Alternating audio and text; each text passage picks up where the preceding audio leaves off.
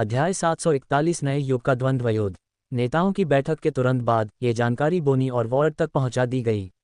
आखिरकार उन्हें ही इस घटना को रिकॉर्ड करने और बाकियों को बताने का काम सौंपा गया था। इस समय वे दोनों शापित गुट के साथ पहले से स्वामित्व वाले प्यो ग्रह पर रह रहे थे। उनका अगला कदम अभी तय नहीं हुआ था। शायद वे प्यो की प्रतिक्रिया या समाचार का इंतजार कर रहे थे, लेकिन अभी तक कुछ नहीं आया था। इस खबर के साथ शायद उन्हें कुछ भी करने की जरूरत नहीं पड़ेगी। बोनी ने सोचा, जैसे वह वहां बैठी टाइप कर रही हो और होलोग्राफिक स्क्रीन देख रही हो। वह अक्सर अपने नोट्स लिखती रहती थी और इंटरव्यू के बाद आगे क्या करना है ये भी लिखती थी। समस्या यह है कि क्या प्यो सचमुच इसमें हिस्सा लेना स्वीकार करेगा। बोनी ने सोचा, हो सकता है उनके पास कोई विकल्प न हो। यदि शापित गुट और डेजी द्वंद्वयुद्ध की शर्तों से सहमत हो जाते हैं और प्यो नहीं होता, तो उनके बिना भी एक पक्ष को विजेता घोषित किया जाएगा और वे दूसरे गुट की सेनाओं को अवशोषित कर सकते हैं। इसमें कोई शक नहीं कि तब एक गुट दूसरे से कहीं ज्यादा ताकतवर होगा, जबकि फिलहाल दोनों ही ताकतें लगभग बराबर ही नजर आती हैं। साथ ही जनता के दबाव और प्यो की जनता की नज़रों में आने की कोशिशों के चलते वे इस मौके को हाथ से जाने नहीं देंगे। जबकि बोनी अपने विचारों में डूबी हुई थी, लूसी प्यो के नेता रैंक 0 के साथ बातचीत कर रही थी। अनुरोध भेजा जा चुका था और वह नेता के उत्तर की प्रतीक्षा कर रही थी। हमारे पास सचमुच कोई चारा नहीं है, मिस्टर 0 ने जवाब दिया। अभी समय नहीं है कि सबको प्यो की पूरी ताकत पता चले। हमें ये सुनिश्चित करना होगा कि हमारे पास हमेशा एक छिपा हुआ कार्ड मौजूद रहे। मैं इसे आपके हाथों में छोड़ता हूं। नंबर 5, मुझे आशा है कि आप प्यो के भविष्य के लिए इस कार्य को पूरा करेंगे। मैं समझती हूं, भगवान प्यो आपके साथ रहें, लूसी ने उत्तर दिया। द्वंद्वयुद्ध का सबसे पहले जवाब देने वाली डेजी थी। उनका दावा था कि अगर कोई ऐसी चीज़ है जिससे लड़ाई में कम लोग शामिल हो सकते हैं, तो वे हमेशा वही विकल्प चुनेंगे। इससे डेजी के अनुयायी उनसे पहले से कहीं ज्यादा जुड़ गए और दूसरे गुटों के लोग भी यही चाहते थे कि काश उनका भी कोई ऐसा नेता होता। इसके विपरीत प्रसारण के बाद कई लोगों ने सोचा कि बहुत से लोग शापित गुट को छोड़ देंगे, खासकर तब जब उन्होंने देखा होगा कि क्विन ही जानवर द्वारा कुछ आश्रयों पर हमला करने के पीछे था। फिर भी किसी वजह से शापित गुट पर किसी ने कोई हंगामा नहीं मचाया।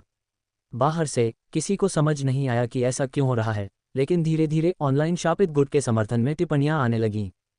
उन्हें तुरंत बंद कर दिया जाता, लेकिन शापित गुट के लोगों के साथ कभी बुरा व्यवहार नहीं हुआ और उन्हें ऐसा लगता था कि उनका जीवन पहले से कहीं बेहतर हो गया है। फिर भी शापित गुट की नकारात्मक राय को पलटने के लिए पर्याप्त सकारात्मकता नहीं थी। और इससे भी अधिक, अब वे द्वंद्वयुद्ध का उत्तर देने वाले अंतिम व्यक्ति थे।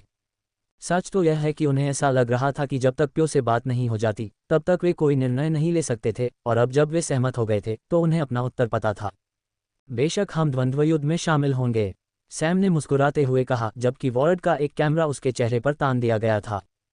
सैम चाहता था कि शापित गुट कैमरे के सामने अधिक दिखाई दे, क्योंकि उसे उम्मीद थी कि वे दूसरों की राय बदल सकते हैं। इसमें दूसरों को शामिल करने की कोई ज़रूरत नहीं है और हम ऐसा नहीं करेंगे। हम लोगों को चोट भी नहीं पहुंचाना चाहते। हालांकि एक बार फिर जब रिपोर्ट सामने आई, तो लोगों ने शिकायत की कि सैम की प्रतिक्रिया डेजी गुट से काफ़ी मिलती जुलती थी और वे केवल वही दोहराकर जनता का समर्थन हासिल करने की कोशिश कर रहे थे जो उन्होंने कहा था। यहाँ तक कि सैम भी मीडिया द्वारा लाई जा रही सभी परेशानियों से थक गया था। बाहर मेज़ पर बैठे नेट, सैम और क्विन बातें कर रहे थे। सैम अपने बालों में हाथ डाले उन्हें खींच रहा था। अरे, अगर तुम ऐसे ही चलते रहे तो तुम गंजे हो जाओगे, नेट ने कहा। चिंता मत करो, क्विन ने कहा। अगर हम में से किसी ने भी कैमरे पर कुछ कहा होता तो बात और बिगड़ जाती। तुम अच्छा काम कर रहे हो। तो अब जब हम द्वंद्वयुद्ध के लिए राजी हो गए हैं, तो असल में क्या है? क्या ये आमने सामने की लड़ाई है या सामूहिक लड़ाई? वास्तव में ये थोड़ा जटिल लगता है, सैम ने उत्तर दिया और कागज़ का एक टुकड़ा निकालकर एक चित्र बनाया ताकि हर कोई इसे बेहतर ढंग से देख सके। हर गुट एक ए टीम और एक बी टीम बनाएगा। ये टीमें 3-3 के समूह हैं और वे 3 लड़ाइयों में शामिल होंगे। ये दोनों समूह विरोधी टीमों के समूहों के खिलाफ भी लड़ेंगे, इसलिए प्रत्येक समूह को कुल 4 बार लड़ना होगा। हर जीत एक अंक के बराबर होती है और जो सबसे ज़्यादा अंक हासिल करेगा उसे विजेता घोषित किया जाएगा। मुझे लगता है कि उन्होंने इसे इस तरह से इसलिए चुना ताकि वे हर गुट के सबसे ताकतवर लोगों को देख सकें। आखिरकार किसी गुट की ताकत सिर्फ एक व्यक्ति पर निर्भर तो नहीं होती। सैम ने अपनी बात खत्म की क्योंकि उसे एहसास हुआ कि 4 बड़े गुटों में से कई अपने नेताओं की ज़बरदस्त ताकत पर निर्भर थे। एक तरह से ये द्वंद्वयुद्ध नए युग की शक्तियों के लिए एक जाल था, क्योंकि वे अपनी सभी गुप्त शक्तियों जैसे क्षमताओं और ताकत का प्रदर्शन कर रहे थे, लेकिन उनके पास भाग लेने के अलावा कोई विकल्प नहीं था। तो हमें 3-3 के 2 समूह बनाने होंगे। फिर मुझे लगता है कि हमें प्रत्येक समूह का नेतृत्व करने के लिए 2 सबसे मजबूत लोगों को चुनना चाहिए, क्विन ने कहा। मेरे पास कुछ सुझाव हैं, सैम ने जवाब दिया, लेकिन ये पूरी तरह से आप पर निर्भर है। इस समय हमारे गुट में दो सबसे मजबूत लोग, बेशक आप और सिल दोनों ही हैं। अगर हमें ये जीत पक्की करनी है तो हम सिर्फ एक मजबूत और एक कमज़ोर समूह नहीं रख सकते। तो मेरा सुझाव है कि क्विन ग्रुप ए का नेतृत्व करेंगे जबकि सिल ग्रुप बी का नेतृत्व करेंगे। असली सवाल यह है कि उनका समर्थन किससे किया जाए। उनके बाद हमारे अगले दो सबसे मजबूत खिलाड़ी नेट और डेनिस होंगे और ये दोनों ही बेहतरीन शारीरिक रूप से योद्धा हैं। फिर हमारे पास दो विकल्प हैं, या तो किसी ऐसे खिलाड़ी को चुनें जो एक बेहतरीन सहयोगी के रूप में काम करेगा, या फिर हमारी टीम के अगले सबसे मजबूत खिलाड़ी को चुनें। अगर नेट और डेनिस पहले ही दो जगह भर चुके थे तो क्विन टीम के उन दूसरे लोगों के बारे में सोचने लगा जो मजबूत माने जाते थे। लिंडा और पीटर अपने नए शरीर के साथ निश्चित रूप से मजबूत थे। हालांकि उनकी अजीबोगरीब शक्तियां और ताकत दुनिया को बता देंगी कि वे असल में कौन थे। फैक्स भी एक अच्छा विकल्प था, लेकिन वह सीमित था और हमेशा ये चिंता रहती थी कि अगर उसे कठिन स्थिति में डाल दिया गया तो वह खुद को प्रकट कर देगा, लेकिन फिर वहां और कौन था। उनके विकल्प सीमित थे। क्या आपके अनुसार कोई ऐसा व्यक्ति है जो अच्छा काम करेगा? क्विन ने पूछा। हाँ, सैम ने जवाब दिया, दो लोग हैं जिनकी क्षमता उपयोगी होगी और साथ ही मजबूत भी। फैक्स अपनी स्ट्रिंग क्षमता के साथ, जिस रचनात्मक तरीके से वह अपनी शक्ति का इस्तेमाल करता है, और ये तथ्य कि यह एक मौलिक क्षमता है, इसका मतलब है कि दूसरे लोग इससे निपटना नहीं जानते। और फिर मेरा अगला सुझाव पॉल होगा। जब से आपने उसे परजीवियों की किताब दी है वह अब स्तर 8 का जहर उपयोगकर्ता बन गया है। तो फिर मैं आपकी सलाह मानूंगा, क्विन ने कहा। हाँ, नेट ने खुशी से कहा, मुझे पता था कि तुम्हारा पीछा करना दिलचस्प होगा। मैं ये देखने के लिए बेताब हूं कि हमारा सामना किससे होगा। दुनिया के सबसे ताकतवर लोग, सब एक ही जगह। बोनी को अपनी टीम की योजना के बारे में बताने के बाद उसने दूसरी टीम को भी अपडेट किया। रिपोर्टर सभी मौजूदा ताकतों के संपर्क में थे और दूसरा पक्ष लगभग हमेशा उसी समय उनके कॉल का जवाब देता था। तभी द्वंद्वयुद्ध स्वीकार कर लिए जाने के बाद एक नई जानकारी ने उन सभी को चौंका दिया। ये द्वंद्वयुद्ध सभी के लिए सीधा प्रसारित किया जाना था और यह उस ग्रह पर होना था जहां राक्षस श्रेणी का जानवर मौजूद था। विचार ये था कि एक बार जब एक नई युग शक्ति चुन ली जाती तो उन्हें नेताओं की मेज पर आमंत्रित किया जाता और वहीं से वे राक्षस श्रेणी के जानवर की तलाश शुरू करते। उस ग्रह पर द्वंद्वयुद्ध करने का निर्णय, जहां दानव श्रेणी स्थित थी, एक सोची समझी रणनीति थी। क्यों? इसके कई कारण थे, लेकिन एक मुख्य कारण यह था कि उन्हें नई जानकारी मिली थी कि दल की उन पर कितनी बारीकी से नजर रख रहे थे। वे देख सकते थे कि गृहयुद्ध की लड़ाई धीमी पड़ रही थी और खत्म होने वाली थी। अगर मानव दल की जगह होते तो वे उन्हें संभलने का मौका ही नहीं देते और जब वे संभल रहे होते तो उन पर हमला कर देते। इसलिए उन्हें तेजी से आगे बढ़ना था। सेना, ब्री और ग्रेलिश परिवार के पास पहले से ही अपना मुख्य अंतरिक्ष यान था, जिसमें उनकी सेनाएं तैनात थीं और ग्रह के ठीक बाहर मंडरा रही थीं, और हर यान के उतरने पर उसका अपना अनूठा डिजाइन था। ग्रेलिश जहाज बड़ा और पतला था, लगभग एक मीनार जैसा ऊंचा। इसका डिजाइन ज्यादातर सफेद था और जहाज के कुछ हिस्से नीले रंग के थे। ब्री परिवार का जहाज ज्यादातर भूरे रंग का था। ये तवे की तरह चपटा था, लेकिन इसके बिल्कुल अंत में बाएं और दाएं दो मीनारें दिखाई दे रही थीं। पूरा जहाज अपने आप में एक विशालकाय जानवर जैसा दिखता था, शायद सबको अपनी ताकत का एहसास दिलाने के लिए। आखिरकार सेना का जहाज उतरा और उन्होंने नए बर्था मॉडल में से एक को दूसरों को दिखाने के लिए लाने का फैसला किया। ये जहाज अपने आप में एक शीर्ष श्रेणी का जहाज था, लेकिन उस समय केवल 8 ही थे। ग्रह पर कोई आश्रय तो नहीं था, लेकिन हर समूह ने ग्रह पर पहले ही गहन खोजबीन कर ली थी, इसलिए उन्हें पता था कि सुरक्षित क्षेत्र कहाँ है और राक्षसी जानवर कहाँ स्थित है। उन्होंने राक्षसी जानवर से काफी दूर एक सुरक्षित क्षेत्र चुना था। वे लड़ाई के दौरान किसी भी अप्रत्याशित रुकावट से बचना चाहते थे। जब तीनों जहाज तैनात हो गए तो उनमें से निकलकर ठंडी और कठोर सतह पर अगवा जहाज निकल आए। जिस ग्रह पर वे थे वह बिल्कुल अनोखा था। उसकी सतह चमकदार थी और ज्यादातर क्रिस्टल जैसी साफ नीली चीज थी, लेकिन ये हीरे की तरह कठोर था। अधिकांश भूमि असमान थी और वे भूमि के कुछ समतल हिस्सों पर थे। जहाज़ों से बाहर निकलते हुए प्रत्येक नेता अपने पीछे लगभग 30 लोगों के साथ बाहर आया। सभी जानते थे कि इन जहाज़ों पर और भी लोग होंगे, लेकिन राक्षसों के शिकार में भाग लेने के लिए तय संख्या में लोग ही होंगे। बहुत बड़ी सेना होने पर बहुत से लोगों की जान चली जाती, लेकिन बहुत कम होने पर वे इतने विनाशकारी जानवर को कभी नहीं मार पाते। भले ही उनमें से अधिकांश जीवित वापस नहीं आए, लेकिन ये राक्षस स्तर के हथियार के लिए इसके लायक होगा। एक राक्षस स्तर के हथियार को इतना मूल्यवान माना जाता था। ओह, आज का दिन बहुत रोमांचक होगा, ओवन ने कहा जैसे ही उसने ग्रह पर ठंडी हवा का झोंका महसूस किया। उसने मोना की तरफ देखा, जिसने चुड़ैल जैसी पोशाक और नुकीली टोपी पहन रखी थी। उसके बगल में एक मानव सदृश प्राणी खड़ा था जो हवा में तैर रहा था, लगभग किसी आत्मा की तरह चमक रहा था। बाकी किसी के साथ कोई जानवर नहीं था क्योंकि वे सब जहाज पर ही रह गए थे। ऑस्कर जब आया तो उसने अपनी सामान्य सैन्य वर्दी पहनी हुई थी, हालांकि इस बार उसे पता था कि क्या होने वाला है। उसकी पीठ पर एक बक्सा था जो उसके जितना ही बड़ा था। जैसे ही उसने ग्रह पर कदम रखा, बाकी सभी को पता चल गया कि उस बक्से में क्या है। एक राक्षसी स्तर का पशु हथियार, वर्तमान में ज्ञात 2 राक्षसी श्रेणी के पशु शस्त्रों में से एक। वह अपने साथ 2 प्रमुख सेनापतियों को लेकर आया था, जबकि बाकी पृथ्वी की देखभाल कर रहे थे। सबसे पहले उनके बगल में एक महिला प्रधान सेनापति थी जिनका नाम ज़ेरा था। उनके लाल ज्वलंत बाल और चांदी से मढ़ा हुआ कवच था। वह पुराने जमाने की किसी शूरवीर जैसी दिखती थी, सिवाय उनकी आधुनिक सैन्य वर्दी के जो उनके अंदर दिखाई दे रही थी। फिर अगला हेड जनरल ऐसा व्यक्ति था जिसे बहुत से लोग नहीं पहचान पाए क्योंकि उन्होंने उसे पहले किसी बैठक में नहीं देखा था। ऐसा इसलिए था क्योंकि वह ऐसा व्यक्ति था जिसे हाल ही में पदोन्नति मिली थी और वह उनके रैंक में शामिल हुआ था। वह एक हट्टा कट्टा आदमी था, लेकिन उसकी एक खासियत ये थी कि उसका एक हाथ रोबोट जैसा था।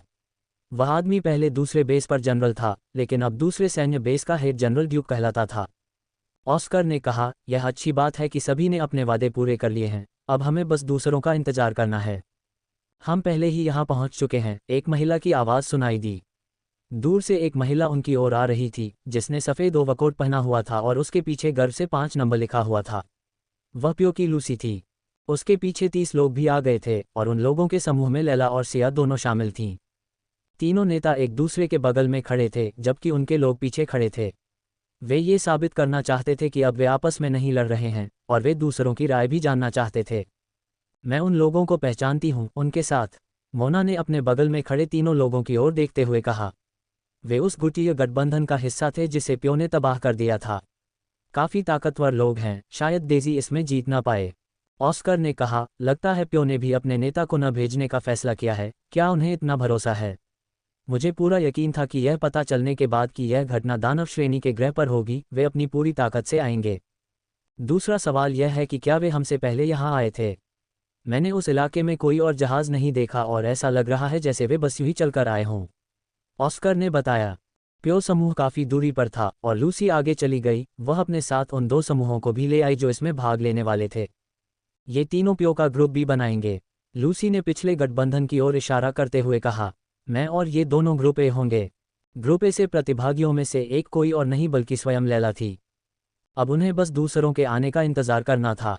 अगला जहाज डेज़ी समूह के साथ उतरा। उन्होंने भी अपना परिचय दिया और मुख्य समूह में हेलेन, आइवी और पीच शामिल थीं। समूह बी कम जाना जाता था और ऐसा लग रहा था कि वे अपने सभी अंडे एक ही टोकरी में डाल रहे थे, जिससे समूह ए सबसे मजबूत समूह बन गया। अब बस एक और, ऑस्कर ने कहा। तभी उन्होंने एक ऐसा ही जहाज़ वहां आते देखा। हर कोई अपनी शक्तियां दिखाने के लिए अपना प्रमुख अंतरिक्ष यान लेकर आया था, और काफ़ी विचार विमर्श के बाद सैम ने बाकियों को समझा दिया कि उन्हें भी ऐसा ही करना चाहिए। विशाल जहाज़ को देखते ही वहां मौजूद कई लोगों के चेहरे बदल गए थे। पहले से शापित जहाज़ में कुछ नए बदलाव किए गए थे। एक रंग रूप, ये सामान्य उबाऊ धातुई रंगों से हटकर मुख्यतः काले रंग में रंगा गया था और कुछ हिस्सों को लाल रंग से रंगा गया था। जहाज के आगे शापित शब्द लिखा हुआ था। शब्दों के बीच में एक कट बना हुआ था और शब्द के शुरू और अंत में नीचे से निकले हुए 2 नुकीले दांत दिखाई दे रहे थे। हालांकि जिस चीज़ ने उन्हें सबसे अधिक चौंकाया वह था अंतरिक्ष यान। तो यही हुआ लापता बर्था के साथ, ऑस्कर ने सोचा। लेकिन यह उनके हाथ कैसे पहुंचा? आखिर उस शापित जहाज का प्रभारी कौन है? अन्य लोगों ने भी माना कि जहाज का डिज़ाइन सैन्य जहाज के डिज़ाइन जैसा ही था, और अब वे इस बात पर सवाल उठा रहे थे कि आखिर उनके बीच किस प्रकार का संबंध था।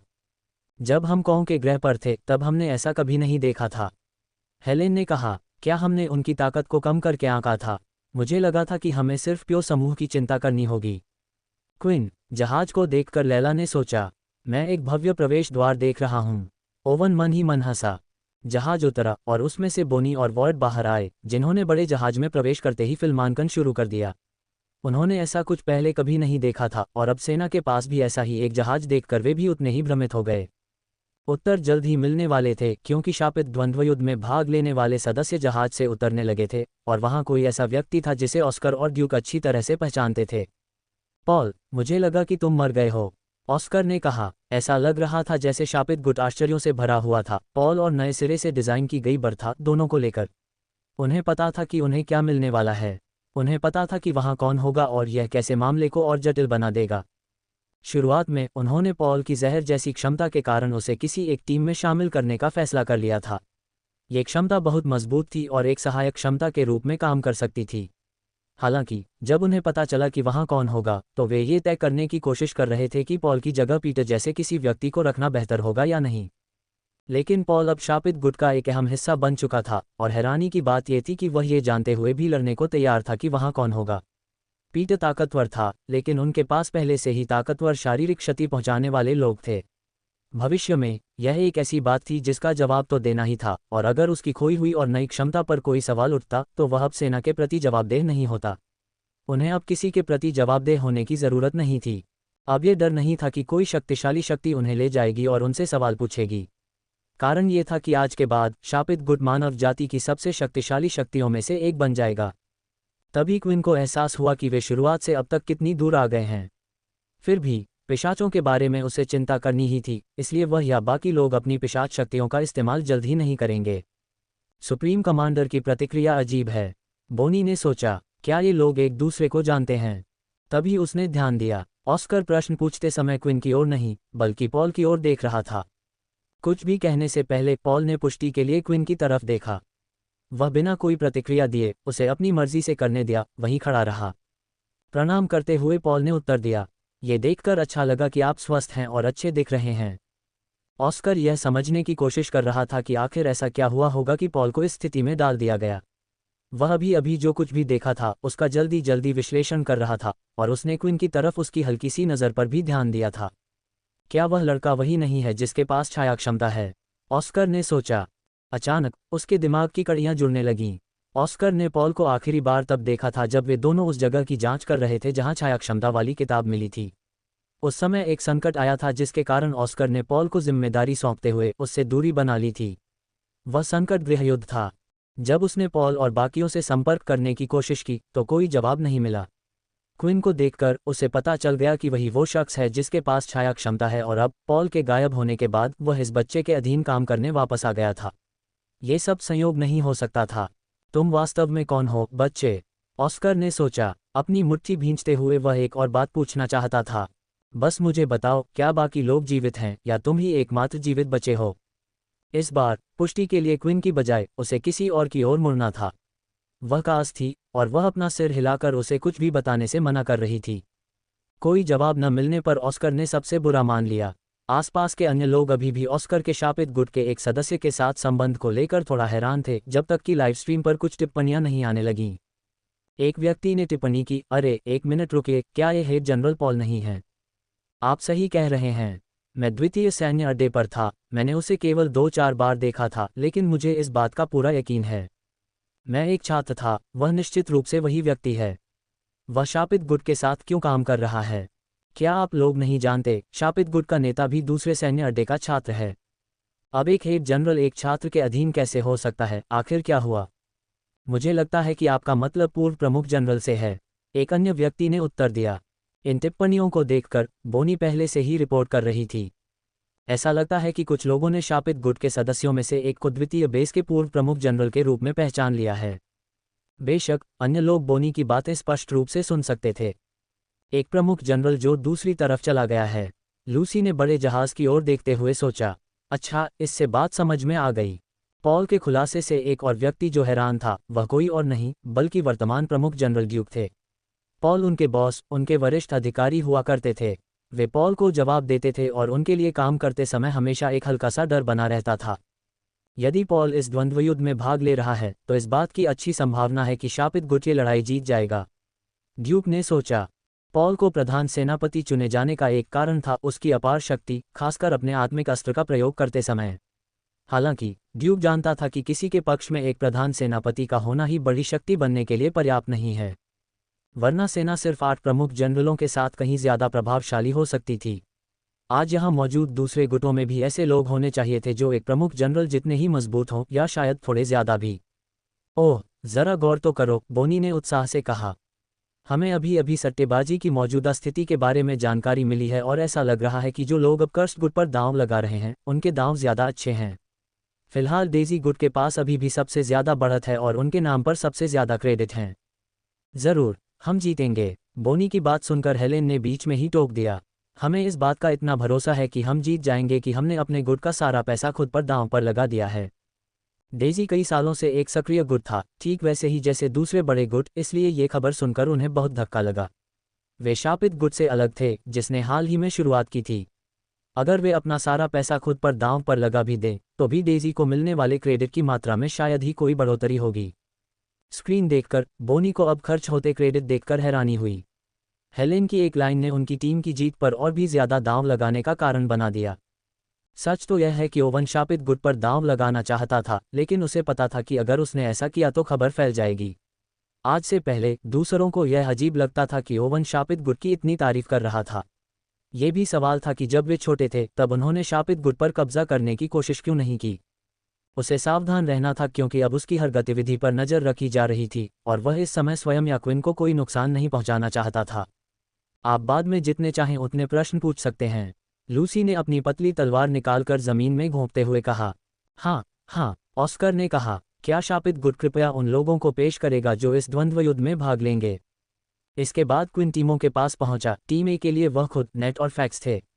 टीम बी के लिए सिल, डेनिस और पॉल थे। एक बार जब टीम के सदस्यों का खुलासा हो गया तो एक और व्यवधान उत्पन्न हुआ, और इस बार व्यवधान ओवन की ओर से था। बात बीच में बोलने के लिए माफ़ी चाहता हूं, लेकिन मुझे नहीं लगता कि आपको उसका इस्तेमाल करना चाहिए। ओवन ने कहा, नहीं, मैं अपनी बात दूसरे शब्दों में कहूं, अगर आप उसका इस्तेमाल करेंगे तो ये दूसरों के साथ अन्याय होगा। ये प्रतियोगिता शुरू होने से पहले ही खत्म हो जाएगी। वे सब सोच रहे थे कि ओवन किसके बारे में बात कर रहा होगा। क्या वह उस युवा शापित नेता के बारे में था जिसने शुद्धग्रह पर अपनी महान शक्तियां प्रदर्शित की थीं, या शायद वह प्रमुख सेनापति जिसने पाला बदल लिया था। पता चला कि वह इन दोनों में से किसी के बारे में बात नहीं कर रहा था। इसके बजाय ओवन जिस व्यक्ति के बारे में बात कर रहा था वह सिल था। मुझे लगता है कि मोना इस मामले में मेरी बात से सहमत होगी। अगर वह लड़ाई में भाग लेता है तो मैं इसे निष्पक्ष द्वंद्व युद्ध नहीं मान पाऊंगा, क्योंकि यह लड़का एक ब्लेड है। शापित गुट की टीम में एक एक व्यक्ति पर ध्यान केंद्रित हो रहा था।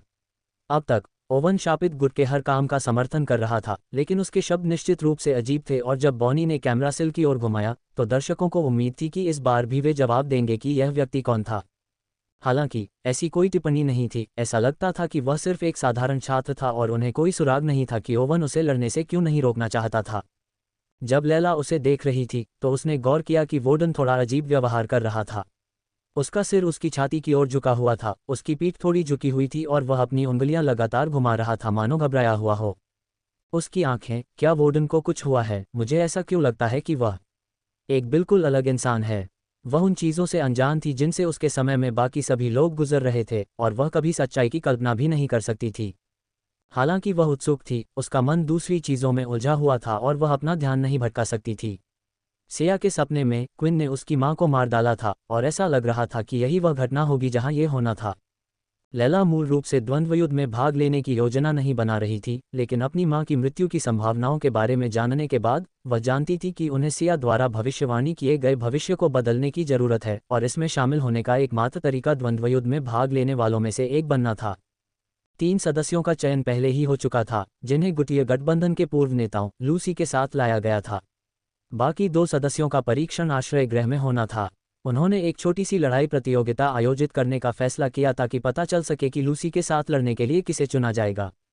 अपनी पूरी कोशिश करके, अपनी क्षमताओं में सुधार करके तथा अनगिनत जीवन मरण की स्थितियों का सामना करके लैला एक विजेता दावेदार के रूप में उभरने में सफल रही, तथा उसके साथ एक लड़का रोनी भी था जिसे वह बहुत नापसंद करती थी। बेशक प्यो के एजेंट इन दोनों से ज्यादा ताकतवर थे, लेकिन जिस ग्रह पर वे थे वहां ये सबसे अच्छे थे, और मिस्टर शून्य ने ये साफ कर दिया था। उसे खुद ही इससे निपटना था और दूसरों से मदद नहीं लेनी थी, लेकिन लूसी को अपनी क्षमताओं पर पूरा भरोसा था। वह लड़ाई में भाग क्यों नहीं ले सकता? यह अनुचित क्यों होगा? सैम ने आपत्ति जताई। अगर ओवन जो कह रहा है वह सच है तो मुझे उससे सहमत होना पड़ेगा, मोना ने कहा। सिल को समझ नहीं आ रहा था कि इस सब के बीच क्या करे। वह क्विन के कहे अनुसार करने में खुश था, और अब उसे लग रहा था कि वह उसके लिए और मुसीबत खड़ी कर रहा है। उसने क्विन की तरफ देखा और उसकी आंखों में आंसू आ गए। सिल को बेचैन देखकर क्विन आगे की ओर रुक गया। सिल शापित गुट का हिस्सा है, और केवल शापित गुट का, क्विन ने कहा। भले ही वह शापित गुट का हिस्सा हो, तुम्हें पता होना चाहिए कि उसके परिवार का नाम कितना महत्व रखता है, ओवन ने जवाब दिया। क्या तुम सच में कह सकते हो कि उसका परिवार भी इसे उसी तरह देखता है? अगर उसे चोट लग जाए या शायद कुछ हो जाए तो उनकी नाराज़गी शायद तुम पर नहीं बल्कि हम सब पर होगी। इसके अलावा क्या आपको नहीं लगता कि यह सबसे अच्छा होगा यदि आप शापित गुटों की शक्ति का प्रदर्शन करें, न कि दूसरों की उधार ली गई शक्तियों का? उनकी बात सही थी। क्विन को याद आया कि ब्लेड परिवार ने सिल को द्वीप पर बनाए रखने के लिए कितना कुछ किया था। उनका उसे नुकसान पहुंचाने का कभी कोई इरादा नहीं था, वे बस उसे वहां से नहीं जाने देना चाहते थे। हो सकता है कि किसी भी वजह से वे सिल को अपने परिवार के लिए एक अहम व्यक्ति मानते हों।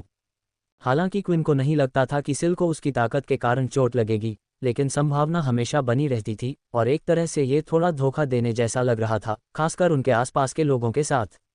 सिल की क्षमता के कारण उसके विरोधी जितने ज्यादा ताकतवर होते और उनके आसपास के लोग जितने ज्यादा ताकतवर होते, वह भी उतना ही ताकतवर होता। और यहाँ अस्तित्व के कुछ सबसे शक्तिशाली मनुष्य एकत्रित थे। ऐसा लगता है कि ये शापित परिवार हमेशा से ही कुछ रहस्य रखते हैं जो वे हमसे भी छिपाते रहे हैं। ऑस्कर ने सोचा, शायद कोई लड़का बहुत ताकतवर हो या उसके ऐसे रिश्तेदार हों जिन्हें ये लोग छूना भी नहीं चाहते। बोनी ने सोचा, आखिर हो क्या रहा है? क्या ये अफवाहें सच हैं? क्या इन चारों को कोई उनसे भी बड़ी ताकत नियंत्रित कर रही थी जिसके बारे में किसी को पता ही नहीं था?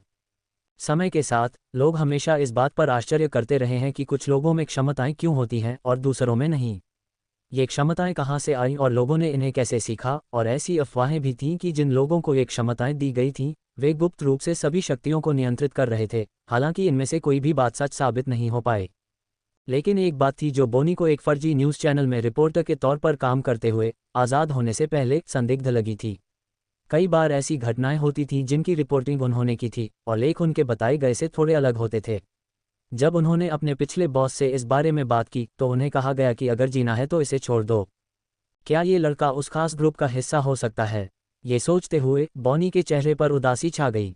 वजह यह थी कि काश उसे क्विन पहले मिल जाता, तब वह उसकी पूरी यात्रा के बारे में बता सकती थी, क्योंकि उसे यकीन था कि क्विन राजों से भरा है। शर्तों पर सहमति के बाद अगला काम सिल की जगह किसी और को चुनना था। जब वे इस पर चर्चा कर रहे थे तभी एक जीप वहां आती दिखाई दी। मोना ने कहा, चिंता मत करो, वे मेरे हैं। जब जीप आई तो उसमें से 3 आदमी उतरे और उनमें से एक हरे बालों वाला मिडिल स्कूल का लड़का दिख रहा था। लोगान, लैला चिल्लाना चाहती थी, लेकिन उसे ऐसा दिखावा करना पड़ा जैसे उसे पता ही नहीं कि वह कौन है। आखिरकार असली गैंग एक बार फिर से एक हो गया। क्या तुमने कार्य पूरा कर लिया? मोना ने पूछा। मैंने उस जगह के चारों ओर सेंसर लगा दिए हैं ताकि हमें पता रहे कि राक्षस कहाँ है। हमें ये भी पता चल जाएगा कि वह आगे बढ़ रहा है या हमारी तरफ बढ़ रहा है। चिंता मत करो, मैं किसी को भी इस लड़ाई में खलल नहीं डालने दूंगा, लोगन ने जवाब दिया। मोना को लगा कि लोगन इन दिनों काफ़ी वफादार हो गया है। उसने ये काम करते हुए कोई मेहनताना या बदले में कुछ भी नहीं मांगा। उसने सोचा कि शायद उसे एक मजबूत परिवार की छत्रछाया में रहना पसंद है, लेकिन उसे यह एहसास नहीं था कि लोगन ये सब क्विन और उसके ग्रुप के लिए कर रहा था। क्विन के लिए यह ज़रूरी था। उसे एक बड़े पावर हाउस में से एक बनना था और लोगान उसे ऐसा करने से नहीं रोकने वाला था। आखिरकार क्विन वापस आ गया था और सिल की जगह पीटर को चुना गया था। एक मजबूत योद्धा जिसे चोट लगने की संभावना नहीं थी और उसकी पुनर्योजी क्षमताएं ज्यादातर लोगों को समझाई जा सकती थीं। क्योंकि वहां एक व्यक्ति था जो पतरस को देखकर हैरान रह गया। वह बदमाश, ड्यूक ने सोचा। वह पीटर को अच्छी तरह जानता था और दोनों ने पहले भी एक दूसरे के लिए बहुत मुसीबत खड़ी की थी। जब पीटर ने ड्यूक को अपनी ओर देखते हुए देखा तो उसने हल्की सी आंख मारी और उसके तुरंत बाद अपनी मध्यमा उंगली उठा दी। ऑस्कर ने पूछा, क्या आप उस युवा लड़के को जानते हैं? बस थोड़ा सा, स्कूल का एक पूर्व छात्र, ड्यूक ने उत्तर दिया। दूसरे सैन्य अड्डे पर वापस आकर ड्यूक ने पीटर से अपने काम करवाने की कोशिश की थी। जब पीटर उसके काम पूरे करने में असमर्थ हो गया और किसी काम का नहीं रहा, तो उसकी योजना जैक ट्रू ड्रीम का उपयोग करके उससे छुटकारा पाने की थी, लेकिन पियो उसे ले जाने के लिए बना था। फिर भी किसी कारणवश वह व्यक्ति किसी अन्य छात्र के वेश में वापस आ गया था और फिर पीटर को एक लड़ाकू के रूप में अंतर बेस टूर्नामेंट में भाग लेने के लिए मजबूर होना पड़ा। हालांकि एक बार फिर पीटर को वहां से ले जाया गया था। क्या हो रहा है? क्या पियो और कर्स्ट गुट वाकई साथ मिलकर काम कर रहे हैं? लेकिन मेरे पास कोई सबूत नहीं है और वे आसानी से इनकार कर सकते हैं। रुको, हमें कैसे पता कि पियो ही उन अपहरणों के पीछे था? उसकी नज़र कर्स्ट नेता और सिल की तरफ मुड़ने लगी। क्या हम उन दोनों लड़कों को कई बार पूछताछ के लिए नहीं लाए थे? ये सरल था। ड्यूक कुछ भी समझ नहीं पा रहा था कि क्या हो रहा था या क्या हुआ था, क्योंकि उसके पास पहेली के सभी टुकड़े नहीं थे। लेकिन यहाँ 3 लड़कों को एक साथ देखकर और इस तथ्य को देखते हुए कि शापित गुट ने शुद्ध ग्रहों में से एक पर हमला किया था, वह केवल यह अनुमान लगा सकता था कि इन तीनों ने किसी तरह उसे मूर्ख बनाने में कामयाबी हासिल की थी। तुम तीनों मेरी हिट लिस्ट में सबसे ऊपर आ गए हो, उस खूंखार बेवकूफ़ नाइट डेमॉन के ठीक नीचे। अब जब सभी टीमें चुन ली गई हैं तो क्षेत्र को साफ कर दिया गया है और उनके सामने एक बड़ा खुला गोलाकार स्थान बना दिया गया है। चलो कोशिश करते हैं, ऑस्कर ने ज़मीन पर हाथ रखते हुए कहा। उसे यकीन नहीं था कि वह उस अजीब क्रिस्टल जैसे पदार्थ को हिला पाएगा, लेकिन जल्द ही कंपन महसूस हुआ और ज़मीन से एक गोलाकार चबूतरा बन गया। फिर ऑस्कर ने जाकर हर गुट और सेना के लिए कई छोटे छोटे मंच बनाए ताकि वे वहां से देख सकें। उन्हें एक दूसरे से अलग कर दिया गया ताकि कोई टकराव ना हो। फिर छोटे सिलेंडर मंचों से एक पुल बनाया गया जो केंद्र की ओर जाता था। पहला समूह जो युद्ध करेगा वह प्यो का समूह ए है, जो डेजी के समूह बी के विरुद्ध होगा, ऑस्कर ने घोषणा की। प्यो मंच से तीनों अखाड़े में आ गए और यही बात डेजी के समूह के लिए भी कही जा सकती है। लड़कियों, अगर तुम ये मैच हार भी जाओ तो कोई बात नहीं, हेलेन बोली। बस कोशिश करो कि वो अपनी आस्तीन में छिपी हर बात दिखा दें। हेलेन को कभी उम्मीद नहीं थी कि उसकी टीम यह मैच जीतेगी। वह दूसरों को हराने के लिए अपने ग्रुप पर निर्भर थी, लेकिन प्यो निश्चित रूप से उनके लिए सबसे बड़ा खतरा था। यही कारण था कि वह देखना चाहती थी कि उनके पास क्या है। अर्लिगफ्ट 0 सुनिश्चित करें कि आपको सब कुछ मिल जाए, मैं नहीं चाहता कि आप कुछ भी खो दें। लूसी सामने खड़ी थी और उसने अपना हथियार नहीं निकाला था। वह उदासीन लग रही थी। तुम दोनों कुछ मत करो, लूसी ने कहा। लूसी और रोनी दोनों ने अपने हथियार नहीं निकाले और वहीं मूर्तियों की तरह खड़े रहे। मैच शुरू। डेजी की 3 लड़कियां उनकी तरफ दौड़ती हुई आईं, लेकिन कुछ कदम चलने के बाद उनकी गति धीमी पड़ने लगी और अचानक लड़खड़ाकर जमीन पर गिर पड़ीं। प्यो की किसी भी लड़की को हिलते हुए नहीं देखा था, फिर भी किसी कारण से डेजी की लड़कियां जमीन पर पड़ी थीं। यह मैच खत्म हो गया है, लूसी ने कहा। द्वंद्व युद्ध का विजेता अभी तय नहीं हुआ था और बाकियों को इसका एहसास तब हुआ जब उन्होंने लूसी को ये कहते सुना, ये द्वंद्व युद्ध खत्म हो गया है। सब कुछ इतनी तेजी से, अचानक और बहुत जल्दी हुआ। अभी क्या हुआ? बोनी ने कहा। उन दोनों ने तो लड़ाई भी शुरू नहीं की। डेजी ग्रुप ने अभी तक अपनी कोई भी क्षमता इस्तेमाल नहीं की है। क्या आपको लगता है कि उन्होंने किसी क्षमता का उपयोग किया? वॉर्ड ने पूछा। नहीं, सामने वाला व्यक्ति, मुझे यकीन है कि प्यो ग्रुप में कोई बड़ा नाम है। उनके पास कोई योग्यता नहीं होनी चाहिए। अगर उनके नेताओं के पास होती तो यह उनके पूरे दर्शन के खिलाफ होता। लेकिन अगर यह कोई क्षमता नहीं थी तो फिर क्या थी? वॉर्ड ने एक और होलोग्राफिक डिस्प्ले खोल दिया। यह अभी भी अखाड़े में हो रही घटनाओं की लाइव स्ट्रीमिंग कर रहा था और साथ ही वह उस फुटेज को भी देख रहा था जो उसने अभी अभी कैप्चर किया था।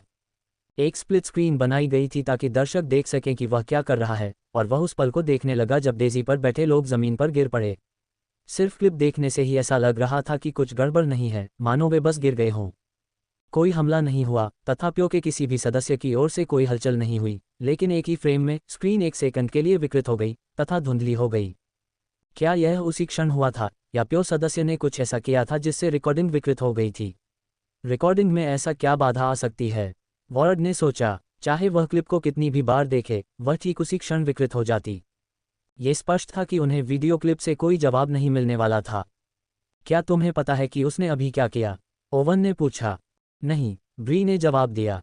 मैंने कुछ नहीं देखा, मैं बस अंदाज़ा लगा सकती हूँ कि यह कोई क्षमता थी। ये कोई क्षमता नहीं है, ऑस्कर ने बीच में ही टोकते हुए कहा। मुझे लगता है कि तुम दोनों का प्यो से ज़्यादा झगड़ा नहीं हुआ होगा, इसलिए तुम ऐसा कह रहे हो। उनके मजबूत सदस्यों ने इस अनजान शक्ति का इस्तेमाल करना सीख लिया है जिसके बारे में हम नहीं जानते। हमें अभी भी पूरी तरह से नहीं पता कि ये क्या कर सकती है, लेकिन हमें यकीन है कि ये कोई क्षमता नहीं है। ओवन ने जो बात नोट की थी वह ये थी कि सेना को किसी तरह यकीन था कि यह कोई योग्यता नहीं थी। उसे यकीन था कि इस जानकारी का पता लगाने के लिए उन्होंने कुछ प्यो सदस्यों को जरूर पकड़ा होगा। आप पर्दे के पीछे क्या करते हैं? सेना का वह अंधेरा पक्ष जिसका बहुत प्रचार नहीं किया गया। उस पल विजेता घोषित होने के बाद लूसी ने कुछ अजीब किया। वह मंच के किनारे तक चलने लगी और कैमरे में देखते हुए सीधे वॉर्ड को घूरने लगी। वह मुझ पर अपनी इस अजीब क्षमता का इस्तेमाल तो नहीं करेगी, उसने घबराकर कहा, लेकिन कैमरा स्थिर रखा। देख रहे सभी लोग ध्यान से सुनिए। मैं प्यो के संस्थापकों में से एक हूं और आपने जो मुझे करते देखा उसे क्यूई कहते हैं। ये सुनकर क्विन के विचार पुष्ट हो गए, लेकिन उसने क्यूई को पहले कभी इस तरह इस्तेमाल होते नहीं देखा था। किसी तरह वह बाकियों को परास्त करने में कामयाब रही, और प्यो का ये जानकारी सबके सामने लाने का क्या मकसद था? क्यूई एक ऐसी चीज़ है जिसे हमने प्यो के सदस्यों को सिखाना शुरू किया है। यह एक ऐसी चीज़ है जिसे हर इंसान सीख सकता है, चाहे वे कहीं से भी आए हों। आपकी क्यूई कितनी मजबूत है यह आप पर निर्भर करता है। यह इस बात पर निर्भर नहीं करता कि किसी समूह के पास किसी क्षमता का राज है या किसी के पास पर्याप्त क्रेडिट नहीं है। हमने इसे अपने सदस्यों तक धीरे धीरे पहुंचाने का फैसला किया है। बेशक, जब किसी के पास ऐसी शक्ति होती है जो दूसरों के पास नहीं होती, तो हमेशा कुछ लोग होते हैं जो उसका दुरुपयोग करते हैं। जब हम धीरे धीरे इसे प्यो में सभी तक पहुंचा रहे हैं, तो हम उन सभी को सजा देंगे जो इसका दुरुपयोग करने की ज़रूरत महसूस करेंगे, ठीक उसी तरह जैसे सेना और आपके सामने मौजूद शक्तियां अपनी शक्तियों का दुरुपयोग करती हैं। जब लूसी ने अपनी बात समाप्त कर ली, तो उसने वापस वहीं जाने का निर्णय लिया जहां अन्य प्यो सदस्य रह गए थे। प्यो के लिए प्रमोशन, और वो भी उनकी शक्तियों के प्रभावशाली प्रदर्शन के ठीक बाद। सैम ने कहा, ये चतुराई है। वे युद्ध में उन लोगों की कुंठाओं का फायदा उठाएंगे जिन्हें लगता था कि उनकी क्षमता कमज़ोर है। इसे खुद को बेहतर बनाने का एक तरीका समझकर, और बाकी सभी जो अपनी शक्तियों को साझा नहीं करने का फैसला करते हैं, उन्हें खलनायक समझा जाएगा। क्विन सोच रही थी कि क्या सबको क्यूई सिखाना वाकई बुरी बात है या नहीं, खासकर ऐसे समय में जब लोगों को अपनी सुरक्षा की ज़रूरत होती है। एक तरह से, प्यो जो करना चाहता था और ग्रेलिश परिवार जो करने की योजना बना रहा था, दोनों में कोई फर्क नहीं था। बस क्यूई को प्रकाश क्षमता से बदल दो और सब कुछ वैसा ही हो जाएगा। हालांकि ओवन और प्यो दोनों के विचार में एक बात क्विन को पसंद नहीं आई। ट्रू ड्रीम के चले जाने या गायब हो जाने के बाद, जिनके पास कोई क्षमता थी, वे नई क्षमता नहीं सीख सकते थे या उसे हटा नहीं सकते थे, और जिनके पास क्षमताएं थीं, उनका क्या? प्यो और ओवन इन लोगों के साथ क्या करेंगे? उसे डर था कि इसका जवाब होगा शुद्धिकरण, चीज़ों को बेहतर बनाने के लिए एक प्रीसेट। तो यह उन चीज़ों में से एक है जो ची कर सकती है। ऐसा लगता है कि अब्दुल झूठ नहीं बोल रहा था जब उसने कहा कि ची के 3 अलग अलग चरण हैं। अगर मैं ये सीख लूँ, तो यह एक और चीज़ होगी जो मैं सीख सकता हूँ और जो मुझे और मजबूत बनने में मदद करेगी। अब हम अगली लड़ाई की ओर बढ़ेंगे, जो डेजी टीम ए और शापित गुड टीम बी के बीच होगी। ऑस्कर ने घोषणा की। चूंकि सिल को अब भाग लेने की अनुमति नहीं थी, इसलिए टीमों में थोड़ा बदलाव हुआ। टीम ए में अब क्विन, नेट और पॉल थे, जबकि टीम बी में फैक्स, डेनिस और पीटर थे। चर्चा थी कि फैक्स अपनी तेज सोच और अनोखी क्षमता के कारण दूसरी टीम में नेतृत्व की भूमिका निभाने के लिए ज़्यादा उपयुक्त था। इससे पहले कि फैक्स पुल पार करता, नेट उन तीनों के पास चला गया। रुको, उसने पुकारा और फैक्स के कंधे पर हाथ रखा। उनके खूबसूरत चेहरों पर चोट मत मारना। मेरा क्या होगा, बेवकूफ़, फैक्स चिल्लाया। मुझे लगा था कि तुम कुछ प्रोत्साहन भरे शब्द कहोगे, लेकिन मुझे लगता है कि तुम दूसरी तरफ जा रहे हो। जहां तक डेनिस का सवाल है, उसे भी रोका गया था, लेकिन ये लिंडा की ओर से था, जो अपने भाई की मृत्यु के बाद से काफ़ी शांत हो गई थी। डेनिस, अगर यह खतरनाक है तो हार मान लो। ये लड़ाई अपनी जान जोखिम में डालने लायक नहीं है, उसने कहा। डेनिस ने सिर हिलाया और समझ गया कि ब्लिप के बाद लिंडा का सबसे करीबी इंसान वही था। अगर उसकी मौत हो जाती, तो उसे नहीं पता था कि लिंडा पर इसका क्या असर होगा। अंततः सैम ने भी प्रोत्साहन भरे शब्द कहे। याद रखो, ये लोग ताकतवर हैं। इनमें से हर एक कम से कम एक प्रमुख जनरल जितना या उससे भी ज़्यादा ताकतवर होगा। उनके ट्रिपल ए रैंक के कारनामे हैं, इसलिए मुझे यकीन है कि आप जानते होंगे कि इसका क्या मतलब है। आपने सम्राट स्तर के जानवर के खिलाफ सोचा है ना? अपने विरोधियों को एक महान आंसू जानवर के रूप में सोचें, और यही वह दीवार है जिस पर आपको चढ़ना है। वे तीनों चले गए, और हेलेन भी अपने दोनों साथियों के साथ अखाड़े में प्रवेश कर गई। तो ये वो बेवकूफ़ औरतें हैं जिन्होंने खुद ही ये सब जीतने का दांव लगा रखा है, पीटर ने जोर से कहा ताकि सब सुन सकें। ये पहला मैच हार गए थे, और दूसरा भी हारने वाले हैं। आप अभी हमें पैसे दे दीजिए। आइवी के सिर की नस उभरी हुई दिखाई दे रही थी, ऐसा लग रहा था जैसे वह फटने वाली है। गुस्सा मत हो, ये तो उसकी योजना का ही हिस्सा है, हेलेन ने कहा। लगता है वो इतने कमज़ोर हैं कि उन्हें इस तरह के मानसिक हमले करने पड़ रहे हैं। यही वजह है कि हम इतने आश्वस्त हैं, और यही वजह है कि हम 4 बड़े परिवारों में से एक बनने के करीब पहुंच गए थे।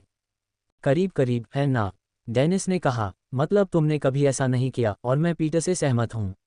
मुझे लगता है कि आज तुम बस करीब ही रहोगे। जब दोनों समूह आपस में लड़ झगड़ रहे थे, फैक्स उसमें हिस्सा नहीं ले रहा था, बल्कि वह किसी और चीज़ पर ध्यान केंद्रित कर रहा था।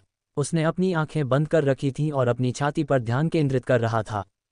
आमतौर पर जब वह ऐसा करता था, तो उसे एक कठोर लाल क्रिस्टल दिखाई देता था, लेकिन दिन प्रतिदिन वह उसे छीलता जा रहा था और अब वह ज्वाला की तरह चमक रहा था। यह मेरा तुरुप का पत्ता है। शापित गुट के लिए सबसे अच्छा नतीजा यही होगा कि वे अपने हर द्वंद्व युद्ध में जीत हासिल करें। बेशक, यथार्थवादी होने के नाते ये नतीजा असंभव था। अब वे खाद्य श्रृंखला में लगभग शीर्ष पर मौजूद लोगों से लड़ रहे थे, और डेजी जैसा गुट वर्षों से मौजूद था।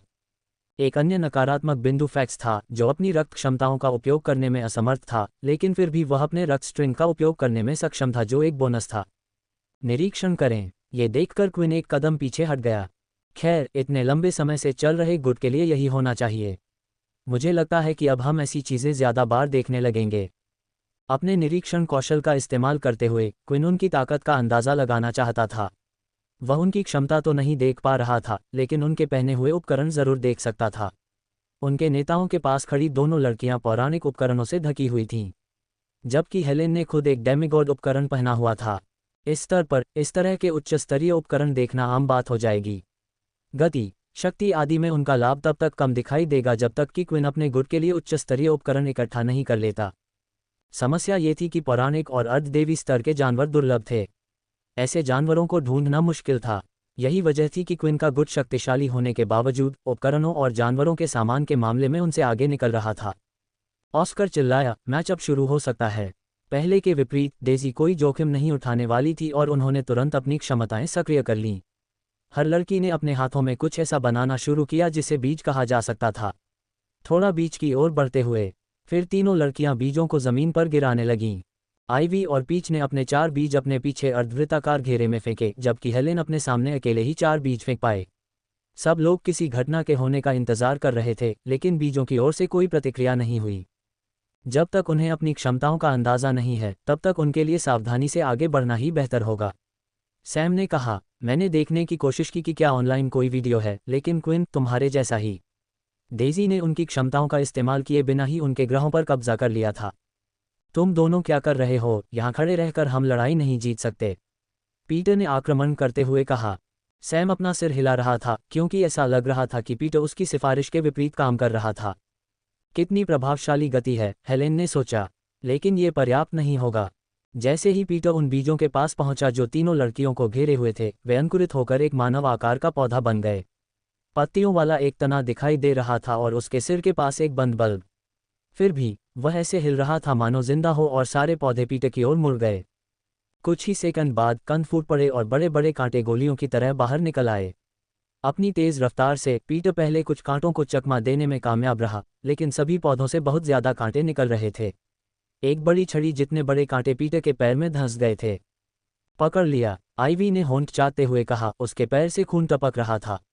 एक बार चोट लगने के बाद बाकी कांटे और भी ज्यादा लगने लगते हैं। ये सब छोड़ो, पीटर सीधे आगे दौड़ते हुए चिल्लाया। साफ था कि हमला इतना तेज था कि वह बच नहीं सकता था, और अगर उसे वैसे भी चोट लगनी ही थी तो बेहतर होगा कि वह खुद भी चोट खा ले। आगे दौड़ते हुए उसने अपने दोनों हाथ ऊपर उठाकर अपने सिर को ढांक लिया, ये सुनिश्चित करते हुए कि सिर पर चोट न लगे। अब उसके पैर, जांघ और कंधों में कई कांटे चुभ रहे थे। वह कुछ हद तक हेजहॉग जैसा लग रहा था, फिर भी वह आगे दौड़ता रहा। क्या तुमने ध्यान दिया? मोना ने देखते हुए कहा। हाँ, इसको दर्द नहीं होता, ओवन ने जवाब दिया। यही एकमात्र कारण था क्योंकि पीटर जरा भी धीमा नहीं हुआ था और पौधों के पास से भाग गया था। पौधे मुड़ गए थे और उसकी पीठ पर कुछ गोलियां चला रहे थे, लेकिन वह उन्हें अनदेखा करता रहा। मैंने कभी नहीं सोचा था कि तुम में से कोई हम तक पहुंच पाएगा, लेकिन कोई बात नहीं, हेलेन ने अपना चाबुक निकालते हुए कहा। फिर उसने अपनी कलाई हिलाई और चाबुक का पिछला सिरा बाहर निकला और पीटर के एक हाथ को पकड़ लिया। उसने खुद को छुड़ाने की कोशिश की, लेकिन उसी पल हथियार का सक्रिय कौशल सक्रिय हो गया, जिससे चाबुक पर कई कांटे बन गए और पीटर के शरीर में कांटेदार तार की तरह गड़ गए। इसीलिए हमें इंतजार करना पड़ा, फैक्स ने कहा। अब हमें उसकी मदद करनी होगी। डेनिस अपने सुनहरे चील के रूप में बदल गया था और कोशिश कर रहा था कि क्या वह नीचे गोता लगाकर पीटर को किसी तरह वहां से बाहर निकाल सकता है, लेकिन पौधे अब उस पर वार कर रहे थे। उसके पंख कांटों को रोकने के लिए काफी मजबूत थे और उन्हें रोकने के लिए पर्याप्त मजबूत भी थे, लेकिन उसका शरीर नहीं था और इससे उसके लिए ठीक से चलना मुश्किल हो रहा था। जमीन पर पड़ा फैक्स भी ऐसी ही समस्या से जूझ रहा था। पौधों के कांटे इतने मजबूत थे कि उसकी डोरियां उन्हें रोक नहीं पा रही थीं, यहाँ तक कि खून से लथपथ भी। वे बस उनमें से होकर गुजर रहे थे और वह अपनी पूरी ताकत इन हमलों से बचने में लगा रहा था। हेलेन ने शुरू में योजना बनाई थी कि पौधे पीटर को अपनी जगह पर रोककर उसे खत्म कर देंगे। अब जब बाकी 2 पौधे भी पौधों के हमले झेल रहे थे तो यह संभव नहीं था। अब मुझे अपने हाथ भी गंदे करने होंगे, हेलेन ने पीटर को आगे की ओर खींचते हुए कहा। चाबुक में जान आ गई थी क्योंकि उसे अपनी ओर खींचने में उसे अपनी ताकत मिल गई थी, और इससे पहले कि वह कुछ समझ पाता उसके चेहरे पर मुक्का जड़ दिया गया। उसे आगे खींचने और मुक्का मारने से पैदा हुई जबरदस्त गति ने हमले को बेहद असरदार बना दिया। पीटर को भी पलटवार लगा, उसका सिर पीछे की ओर उछल गया और वह बड़े मंच के किनारे पर जा गिरा तथा फर्श पर गिर पड़ा। एक तो खत्म हो गया, बस 2 और बाकी हैं, हेलेन ने कहा। कांटों से परेशान होकर फैक्स ने आखिरकार अपने डंक से एक कांटा पकड़ लिया और उसे एक पौधे पर फेंक दिया। कांटा पौधे के सिरे में घुस गया और जल्द ही वह सूखकर भूरा हो गया और अब जीवित नहीं था। ये काम करेगा, फैक्स ने उत्साह से कहा। हालांकि हेलेन ने एक और बीज नीचे फेंका और उसके स्थान पर एक और पौधा उगाया। ठीक है, बुरी खबर है, ऐसा लगता है कि वे और पौधे लगा सकते हैं। अच्छी खबर यह है कि एक समय में उनके द्वारा लगाए जा सकने वाले पौधों की संख्या की एक सीमा है, अन्यथा वे और पौधे लगा देते। हालांकि जो कुछ हुआ उसे देखते हुए लड़कियों ने रणनीति बदलने का फैसला किया। सारे हमले उस लड़के पर निशाना साधो, हेलेन ने आदेश दिया। और अब सभी कांटे फैक्स की ओर फेंके जा रहे थे। धिक्कार है, अगर मैं अभी रक्त दीवार का उपयोग कर सकता। लड़कियों के दाहिनी ओर से एक युद्ध घोष सुनाई दिया। उन्हें उम्मीद थी कि शायद वह बाज आदमी होगा, लेकिन असल में वह कोई ऐसा व्यक्ति था जिसके बारे में उन्हें लगता था कि वे उससे पहले ही निपट चुकी हैं। तुम्हें चीखना क्यों पड़ा? फैक्स ने कहा। पीटर के शरीर से कांटे निकालकर जमीन पर फेंक दिए गए थे, जबकि पीटर की वर्दी में छेद और कवच में दरार के अलावा कोई और जख्म दिखाई नहीं दे रहा था। वह पूरी तरह ठीक हो चुका था। दुर्भाग्यवश, यदि मुझे उन चीज़ों से चोट लग गई तो मैं ठीक नहीं हो पाऊंगा। फैक्स का गला घोंटा, तभी उसके दिमाग में एक विचार आया। कोड़ा बाहर लाया गया और पीटर पर पुनः प्रयोग के लिए तैयार था, लेकिन इससे पहले कि वह उसके करीब पहुंच पाता, पीटर को ऐसा महसूस हुआ कि कोई चीज़ उसे खींच रही है। फिर उसे हवा में उछाल दिया गया और जब उसे पता चला कि यह कहां से आ रहा है तो उसने प्रतिरोध करना बंद कर दिया। उसका शरीर फैक्स के सामने आ गिरा। सही समय पर कांटों को इतनी तेजी और कुशलता से मारा जा रहा था। उन्हें इस तरह मारा जा रहा था कि वे उसके शरीर में न चुभें। पीटर ने मार्शल आर्ट कब सीखा? नेट ने पूछा। नहीं, क्विन ने जवाब दिया। पीटर के आंकड़े क्विन के बराबर थे। क्विन जैसे उपकरण न होने के कारण वे थोड़े कमज़ोर थे, लेकिन फिर भी वह प्रभावशाली था। हालांकि पीटर के बारे में सबसे बुरी बात यह थी कि उसे लड़ना नहीं आता था। एडवर्ड ने उसे केवल अपने सिर की रक्षा करना सिखाया था और इससे अधिक कुछ नहीं। यदि पीटर कभी लड़ना सीख गया तो वह आसानी से सुधार कर लेगा। मुझे तुम्हारा शरीर उधार लेना ही होगा पीटर, फैक्स ने कहा। हालांकि पीटर का शरीर मजबूत है, लेकिन वो हमलों को रोकने और लड़कियों पर वार करने के लिए काफ़ी नहीं होगा। डेनिस भी सबसे अच्छा फाइटर नहीं है और मैं एक समय में सिर्फ एक ही व्यक्ति को कठपुतली की तरह नियंत्रित और इस्तेमाल कर सकता हूँ। मुझे लगता है मुझे इसका इस्तेमाल करना ही होगा। डेनिस, यहाँ नीचे आओ, फैक्स चिल्लाया। डेनिस नीचे उतरा और वे तीनों पौधों की सीमा से दूर चले गए। मुझे ये पसंद नहीं कि तुम मुझे इस तरह नियंत्रित करो, लेकिन अगर इससे मैं उन कुतियाओं को मार सकता हूँ तो ये ठीक है, पीटर ने कहा। चिंता मत करो, हम जीत जाएंगे। फैक्स ने आंखें बंद करके अपने अंदर झांका और लाल लौ देखी। जैसे ही उसने लौ की ओर हाथ बढ़ाया, उसे अपने शरीर पर एक गर्माहट महसूस हुई। उसके हाथ में रोशनी बनने लगी और अब एक वस्तु दिखाई देने लगी। ये बड़ा हो गया और अब अन्य लोग इसे बाहर से पूरी तरह विकसित होते हुए देख सकते थे। क्या यह उसका आत्मा हथियार है? सैम ने कहा। ऐसा कैसे हो सकता है? क्विन ने सोचा। मुझे तो लगता था कि पिशाचों के पास आत्मा के हथियार नहीं होते और फैक्स शुरू से ही पिशाच था। इतना ही नहीं, ये तो अलग ही लग रहा है। जब काज ने फैक्स के हाथों में वस्तु देखी तो उसकी आंखें भी चौड़ी हो गईं, क्योंकि वह जानती थी कि यह कोई आत्मा का हथियार नहीं, बल्कि रक्त का हथियार था। फैक्स के हाथ में उसका रक्त हथियार था, एक बड़ी सुई के आकार का, काले रंग का। इस हथियार का कोई हैंडल, मूठ या सुरक्षा कवच नहीं था, बस एक नुकीला सिरा था। गौर से देखने पर, हालांकि यह काला था, फिर भी कोई इसके आर पार कांच की तरह देख सकता था। ये हल्का है, फैक्स ने इसे कुछ झटकों के साथ कहा। लूसी ये देखकर हंस पड़ी। वह कोई कुशल तलवारबाज नहीं है, ये तो निश्चित है। कुछ वारों से ही वह ये बता सकती थी कि ब्लेड चलाने में उसे अनुभव नहीं है। ये बात लैला भी जानती थी। अगर यह सचमुच उसका आत्मा हथियार था तो ये शर्म की बात है कि यह एक हथियार प्रकार का हथियार था, उसने सोचा। हालांकि हथियार देखते ही काज को तुरंत पता चल गया कि यह कोई आत्मा का हथियार नहीं है, यह एक रक्त शस्त्र है। लेकिन यह अलग था और इसने रक्त शस्त्रों के बारे में उसकी सारी जानकारी, जो कुछ उसने सीखा था, उसे चुनौती दी। रक्त हथियार उन क्रिस्टलों से बनाए जाते थे जो पिशाच के मारे जाने के बाद बचे रहते थे। मारे गए पिशाच के आधार पर क्रिस्टल की शक्ति अलग अलग होती थी, लेकिन एक बार जब क्रिस्टल का इस्तेमाल हथियार या कवच बनाने के लिए किया जाता था तो वह स्थायी रूप से ठोस रूप में रहता था। इसमें आत्मा के हथियार जैसा कोई उन्नत रक्त शस्त्र नहीं था, यह ज्यादातर जानवरों के हथियारों जैसा था। कोई भी उपयोगकर्ता इसे अपनी इच्छानुसार बाहर लाकर रख नहीं सकता था। लेकिन काज ने अभी अभी फैक्स को यही करते देखा था। उसके पास पहले वो हथियार नहीं था और वो उसके अंदर से निकला था।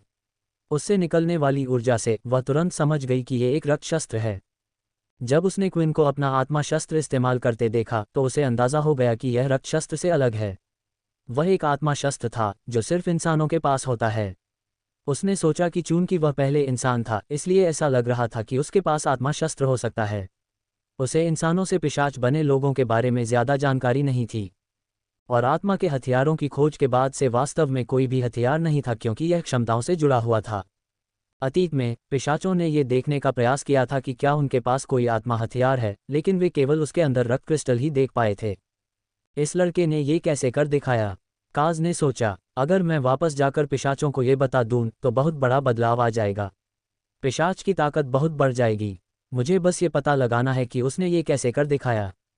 चूंकि रक्त क्रिस्टल का उपयोग करना वर्जित हो गया था और पिशाच के नियमों के विरुद्ध था, इसलिए पिशाचों के बीच रक्त हथियार बहुत दुर्लभ थे और या तो परिवारों के माध्यम से पारित किए जाते थे या केवल उन लोगों के पास होते थे जो काफ़ी बूढ़े थे। डेनिस, क्या तुम्हें मुझ पर भरोसा है? फैक्स ने पूछा। हम ज़्यादा समय से साथ नहीं हैं, लेकिन मुझे तुम लोगों पर उतना ही भरोसा है जितना अपने परिवार पर। हमने जिंदगी और मौत की लड़ाइयाँ साथ साथ लड़ी हैं। एक ही खून के दो टुकड़े, एक ही संस्कृति से पी। कोई बात नहीं डेनिस, मैं बस हाँ या ना में जवाब चाहता था, लेकिन यह एक अच्छा जवाब था। फैक्स ने बड़ी सुई पर अपनी पकड़ मजबूत करते हुए कहा।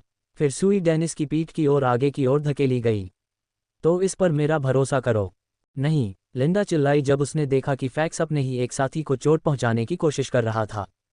सुई लगभग 2 इंच गहराई तक धंस गई और पारदर्शी काली तलवार के बीच से लाल चमक भरने लगी। आत्मा के हथियारों, पशु के हथियारों और रक्त के हथियारों में एक और बड़ा अंतर था। रक्त के हथियारों को अपनी असली शक्ति का इस्तेमाल करने के लिए मानव रक्त की जरूरत होती थी। तुम क्या कर रहे हो?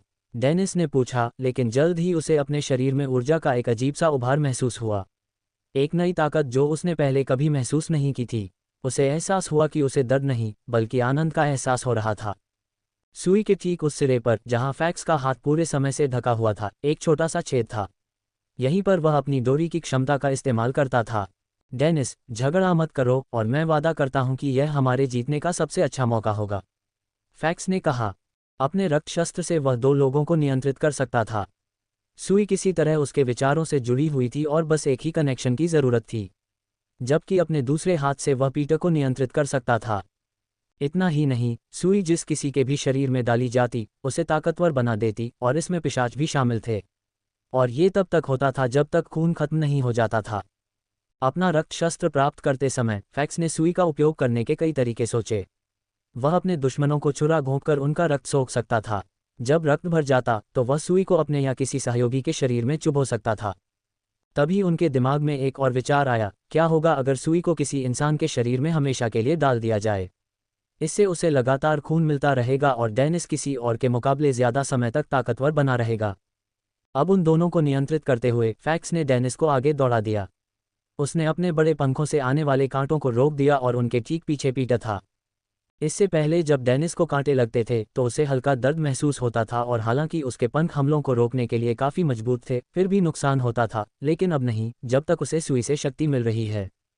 जब वे आखिरकार काफ़ी करीब पहुंच गए तो पीटर पीछे से हवा में उछला और तीनों लड़कियों के सामने आ गिरा। हेलेन की ओर एक जोरदार लात मारी गई, लेकिन पीच अपने बड़े गोल शरीर से बीच में कूद गई थी। हालांकि उन्होंने कभी नहीं सोचा था कि लात इतनी जोरदार होगी, और हेलेन ने उसे पीटर से टकराया और वे दोनों उड़ गए।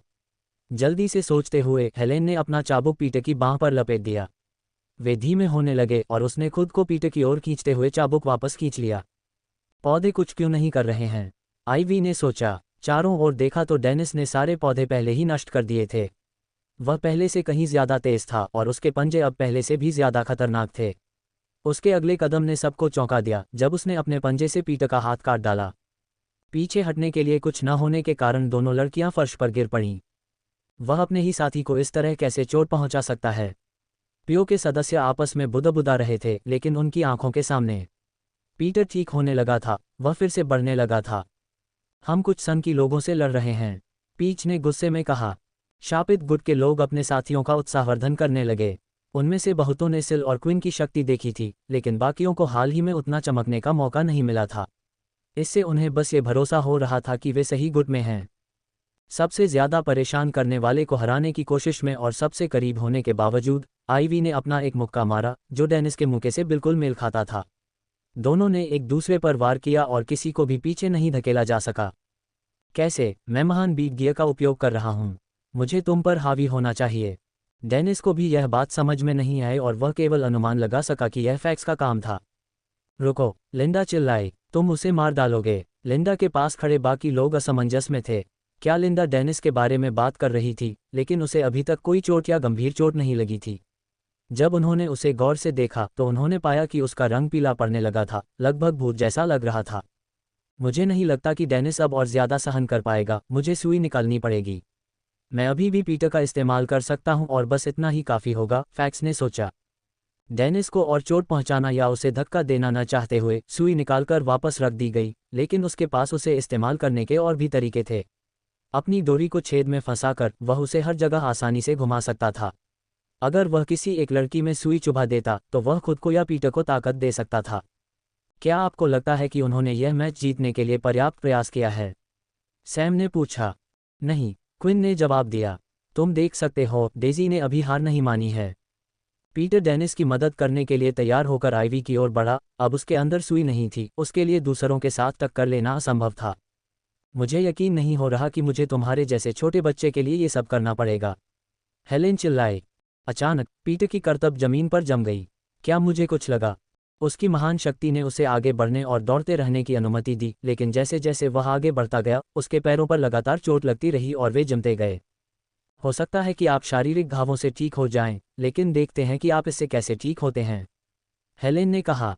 ठीक जहां पीटर खड़ा था वहां जमीन से 6 पौधे उगाए जो पहले से अलग दिख रहे थे। बाकी हरे थे और उन पर चटक रंग का बल्ब था, जबकि ये लाल थे। अखाड़े में इधर उधर देखने पर उसके बगल में 4 और पौधे थे जो नीले रंग के थे। पीटर को इन विशेष पौधों द्वारा उत्पन्न कांटों से चोट लग रही थी। उन्होंने पीछे हटना शुरू कर दिया। सैम ने कहा, शुरू से ही सीमा 6 नहीं थी। ये सब बस हमें धोखा देने के लिए किया गया था, उन्हें सहज महसूस कराने के लिए। बर्फ के कांटों से पीटर लगातार टकरा रहा था, इसलिए वह बस धीरे धीरे आज़ाद होकर आगे बढ़ पा रहा था। फैक्स अपनी ओर आ रही पीच से निपटने में व्यस्त था और आइवी डेनिस से निपटने में, हेलेन और पीटर को अकेला छोड़कर। जब पौधों ने अपना सिर खोला तो उसने देखा कि कांटों के चारों ओर ज्वाला जैसी चमक थी। अगर आग काफ़ी तेज होगी तो वह मर जाएगा, काज ने कहा। ये देखकर पीटर हंसने लगा। लगता है मेरा वक्त खत्म हो गया है। अफसोस है कि मैं नहीं देख पाऊंगा कि क्विन तुम्हारे साथ क्या करता है, मुझे इस तरह मारने के लिए, उसने मुस्कुराते हुए कहा। कुल 10 पौधे बुलाए गए थे। ये डेजी की सीमा की लड़कियां थीं या नहीं, या वे अभी भी पीछे हट रही थीं, ये पता नहीं चल पाया। हालांकि लड़ाई की शुरुआत की तुलना में अब 2 अलग अलग पौधे बन गए थे। सामान्य पौधे केवल बड़े कांटों को लगातार निकाल सकते थे जो मजबूत थे और अच्छे कवच को भेद सकते थे, जबकि नए प्रकार के पौधे मूल तत्व थे, वे बर्फ और आग को निकाल सकते थे और सामान्य कांटों जितने ही मजबूत थे। ये लड़कियों के आत्मा शस्त्र थे, एक उन्नत प्रकार जो उनके पौधों के गुणों को बदलने में सक्षम था। तीनों लड़कियां बहनें थीं और उन सभी में एक जैसी क्षमताएं थीं, जबकि उनके आत्मिक हथियारों में एक अलग तात्विक गुण था। वे हमेशा मुख्य रूप से तीनों के रूप में लड़ती थीं और ऐसा करते हुए कभी कोई लड़ाई नहीं हारी थीं। यहीं से उन्हें आत्मविश्वास मिला था जब उन्हें पता चला कि मुकाबला 3-3 की टीमों के बीच होगा। अपनी क्षमताओं के कारण वे कभी भी खुद को हारते हुए नहीं देख सकते थे और ऐसा लग रहा था कि वे अगला मैच भी जीतने वाले हैं। पीटर को घेरे हुए पौधों के सिर पूरी तरह से खुल गए। अगर उसने अपना सिर भी ढक लिया होता तो अगर आग बहुत तेज होती तो वह उसके शरीर और दिमाग समेत अंदर की हर चीज को जला देती। यह उसका अंत होता। नहीं, फैक्स चिल्लाया। उसने अपनी सुई घुमाई और पीच के पेट पर उससे हल्का सा खरोंचने में कामयाब रहा। सुई थोड़ी भर गई थी और फिर उसने खुद को कंधे में छुरा घोंप लिया, जिससे उसे बल मिला। अगर जरूरत पड़ी तो मैं तुम्हें बचाने के लिए अपनी पिशाच शक्तियों का इस्तेमाल करूंगा, फैक्स ने सोचा। ब्लिप का मरना मेरी ही गलती थी और मैं फिर से किसी और को अपने सामने मरने नहीं दे सकता। पौधों के मुंह पहले ही खुल चुके थे और उनमें से आग के कांटे निकल रहे थे। मैं एक बेटे, माँ और पिता के रूप में इतनी निराशा पैदा करने के लिए क्षमा चाहता हूँ, पीटर ने आंखें बंद करते हुए कहा। तुम कोई निराशा नहीं हो, एक आवाज़ सुनाई दी। और अगर तुम्हें अफसोस है तो तुम्हें उन्हें खुद बताना चाहिए। पीटर और क्विन दोनों के चारों ओर छाया की एक दीवार लिपटी हुई थी। हमले उस दीवार पर लगे थे, लेकिन वे हवा में तैरते रहे। लपटें धीरे धीरे टिमटिमाती हुई छाया में गहराई तक पहुंच रही थीं। जब छाया नीचे हुई तो कांटे फिर से हिले और आपस में टकराकर लपटों का एक छोटा सा विस्फोट हुआ। तभी उन्होंने देखा कि क्विन अखाड़े में एक तरफ से घुस आया है। उस पर कोई निशान नहीं था और पीटर उसके पीछे उसके बगल में खड़ा था। क्या तुमने उसे अखाड़े में प्रवेश करते देखा? मोना ने पूछा। नहीं, लेकिन हो सकता है कि मैं लड़ाई पर बहुत अधिक ध्यान केंद्रित कर रहा था, ओवन ने उत्तर दिया। ऑस्कर ने कहा, या फिर वह बहुत तेजी से आगे बढ़ गया था, छाया क्षमता निश्चित रूप से उपयोगी है, काश मैं ये समझ पाता कि यह कैसे काम करती है। तुम क्या कर रहे हो? हेलेन चिल्लाई। तुम जब चाहो अखाड़े में नहीं घुस सकते, यह एक आधिकारिक द्वंद्व युद्ध है। यह मैच खत्म हो गया है, मेरे द्वारा लड़ाई में दखल देने के कारण टीम भी हार गई, क्विन ने कहा। मैंने तो बस एक ऐसे हमले को रोका था जो मेरे ही एक साथी को मारने वाला था। अपनी बाहें मोड़ते हुए ये स्पष्ट था कि हेलेन निराश थी। द्वंद्व युद्ध ऐसे ही होते हैं, यदि कोई व्यक्ति युद्ध के मैदान में पर्याप्त रूप से मजबूत नहीं है और उसे मरना है तो उसे मरना ही है। क्विन ने तीनों लड़कियों की तरफ देखा, उसने कोई स्किल एक्टिवेट नहीं की थी और उस वक्त उसने अपना बीस्ट गियर भी नहीं पहना था। उसकी आंखें लाल हो गई थीं और चुभती हुई लाल हो गई थीं। जैसे ही उसने उन्हें घूरा, सभी लड़कियों की रीढ़ में सिहरन दौड़ गई। यह क्या है? क्या ये कोई क्षमता है? हेलेन ने सोचा, मेरा शरीर, यह मुझे भागने को कह रहा है। मैंने कभी भी तुम में से किसी को मारने की योजना नहीं बनाई थी, लेकिन अगर तुमने उसे मार दिया होता तो तुम तीनों अभी मुझसे बात भी नहीं कर रहे होते। क्विन ने कहा, अगर यही आपकी इच्छा है मालिक, तो मैं अभी उनसे निपट सकता हूँ। क्विन की पीठ से धुंध दिखाई देने लगी और दूसरों को लगा कि वह हमले के लिए तैयार हो रहा है। नहीं, अभी नहीं, क्विन ने कहा और धुंध उसकी पीठ के निशान में घुसने लगी और गायब हो गई। द्वंद्व युद्ध में भाग लेने वाले अपने अपने इलाकों में लौट आए और इलाज में व्यस्त हो गए। अगर उनके पास कोई मजबूत इलाज करने वाला नहीं होता तो सेना उन्हें अपना इलाज देने को तैयार रहती, लेकिन दोनों तरफ से कोई खास चोट नहीं आई। अन्य लोगों ने इस बात पर चर्चा की कि क्विन के व्यवधान के बारे में क्या किया जाए, लेकिन अंत में उन्होंने सोचा कि यह ठीक है, क्योंकि उसने दूसरी टीम पर हमला नहीं किया था या उसे चोट नहीं पहुंचाई थी, केवल हमले का बचाव किया था। पीटर भी अपने विशेष आहार के लिए जहाज पर लौट आया था, जिससे उसे अगली लड़ाई के लिए पूरी ऊर्जा मिल सके। वीआर गेम में उन लोगों से लड़ने के बाद भी मुझमें कोई सुधार नहीं आया है, पीटर ने सोचा। लोगों को हाथ से हाथ की लड़ाई सीखने में सालों लग जाते हैं, हो सकता है कुछ प्रतिभाशाली लोग इसे जल्दी सीख सकें, लेकिन पीटर कोई प्रतिभाशाली नहीं था और सीखने में धीमा था। वह जिंदगी में हर चीज़ में हमेशा से ही माहिर रहा था। यही वजह थी कि वह हमेशा अपनी ताकत और उपचार क्षमताओं पर भरोसा करते हुए बेतहाशा आगे बढ़ने का फैसला करता था। यही एकमात्र चीज़ थी जो वह वास्तव में कर सकता था। अब तक तो यह उसके लिए कारगर रहा था, लेकिन जिस स्तर के विरोधियों का वे सामना कर रहे थे उनके लिए ये कारगर नहीं होता। कुछ तो बदलाव की जरूरत थी। अगली लड़ाई शुद्ध समूह बी और शापित गुट समूह ए के बीच होगी, ऑस्कर ने घोषणा की। शापित गुट के ग्रुप ए में क्विन, नेट और पॉल थे। तीनों अंदर गए और तैयार थे। उन्होंने एक दूसरे से बात नहीं की थी, न ही इस बारे में कोई चर्चा की थी कि वे क्या करने वाले हैं। इसका कारण यह है कि नेट और पॉल दोनों जानते थे कि इस समय वे जो कुछ भी कहेंगे वह क्विन तक नहीं पहुंचेगा। जब प्यो के ग्रुप बी ने मैदान में प्रवेश किया तो ऑनलाइन चैट में हलचल मच गई। ये तीनों सचमुच बहुत मजबूत हैं, विघटित होने से पहले ये शीर्ष गुटों का हिस्सा थे। यहाँ टुलक है, वह आदमी जिसने एक ही समय में अकेले ही 50 आदमियों का सामना किया था। टीम को हराना पार्क में टहलने जैसा होगा। ओह, और फरीन को मत भूलना, मैंने सुना है कि उसने ही उस समय सबसे पहले गठबंधन बनाया था। बाकी दोनों भी उसके साथ जाने को तैयार हो गए थे, इसलिए वह जरूर मजबूत होगी। मैं आखिरी आदमी डेमन मैन कुबो को भी फिर से संगठित करता हूँ। वे कहते हैं कि वह जीत हासिल करने के लिए कुछ भी और सब कुछ करेगा। ये सभी लोग प्यो के सदस्य हैं। प्यो ने हमले के बाद उन्हें भर्ती किया होगा, क्या आपको याद नहीं है? वे वास्तव में बहुत तेजी से बढ़ रहे थे, लेकिन कुछ हुआ और प्यो ने उन्हें हरा दिया।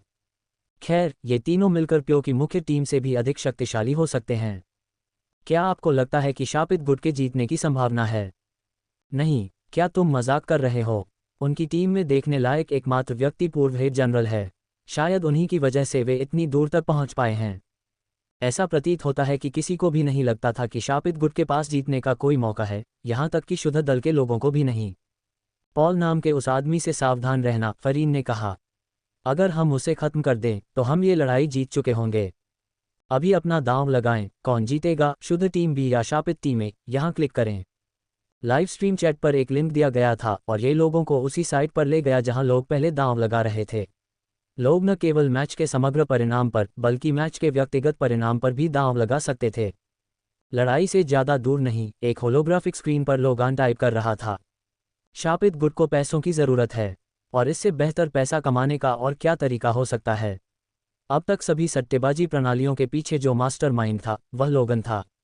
शापित गुट के लिए अपनी पैसों की समस्या का समाधान करने का यह एकदम सही तरीका था। तीनों महाशक्तियां अपने अपने मंच पर एक दूसरे के बगल में बैठी थीं। ऑस्कर ने उनमें से प्रत्येक के लिए नीचे से सीटें बनाई थीं, जिससे उनके लिए मैच देखना ज़्यादा आरामदायक हो गया, जबकि बाकी दर्शक अपने अपने मंच पर बैठे थे। हालांकि नेताओं पर भरोसा था कि वे किसी झगड़े में नहीं पड़ेंगे, लेकिन उनके बाद आने वालों के बारे में ऐसा नहीं कहा जा सकता था। अभी ज्यादा समय नहीं हुआ जब ये सभी शक्तियां एक दूसरे के गले पर सवार थीं। जब क्विन अंदर आया तो मोना ने देखा कि ओवन के कंधे थोड़े ऊपर नीचे हो रहे थे। पंखा अभी भी उसके चेहरे को ढक रहा था, लेकिन ये स्पष्ट था कि वह किसी बात से खुश था और खुद से हंस रहा था। लगता है आप इस लड़के पर बहुत भरोसा करती हैं, मोना बोली। मैंने आपका इंटरव्यू देखा और आपके जवाब से हैरान रह गई। मैं मानती हूं कि लड़का मजबूत लग रहा है, लेकिन मुझे हैरानी है कि आप उसे इतना अहमियत क्यों देती हैं। ऑस्कर सुन रहा था, लेकिन उसे भी यही लग रहा था, ओवन को उस पर इतना भरोसा क्यों था। इंटर टूर्नामेंट में उस लड़के ने वाकई कमाल दिखाया था और कोई भी उसे अपनी टीम में शामिल पाकर खुशकिस्मत होता, क्योंकि भविष्य में वह किसी गुट के लिए एक अहम खिलाड़ी साबित होता।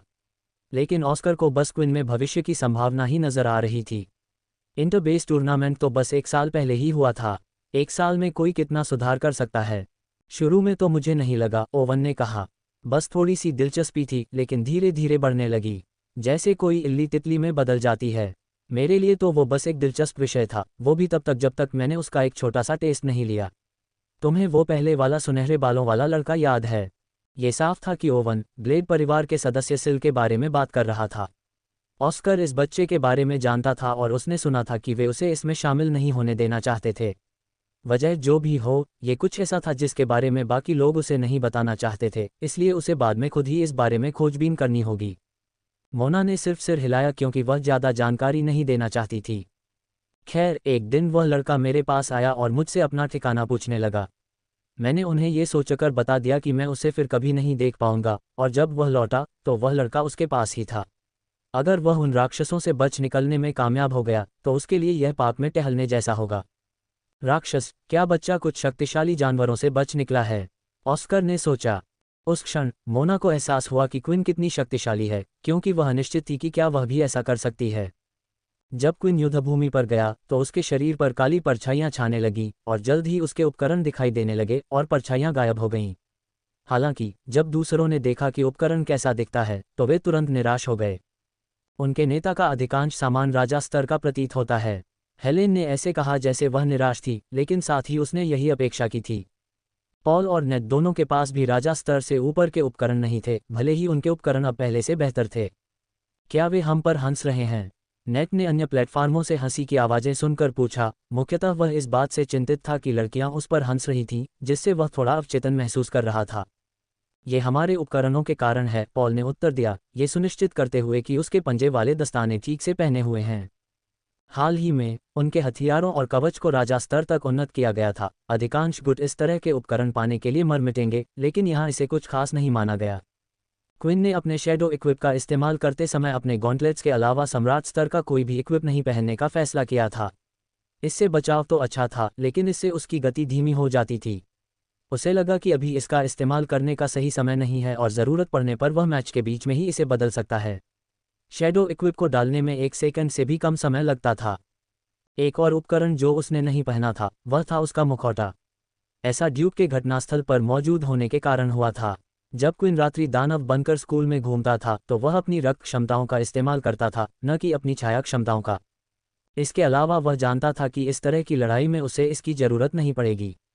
मैदान के किनारे से मैच देख रही लेयला ने अपने हाथ पीछे करके उंगलियां क्रॉस कर ली थीं और वह प्रार्थना कर रही थी कि क्विन बिना चोट खाए यह मैच जीत जाए।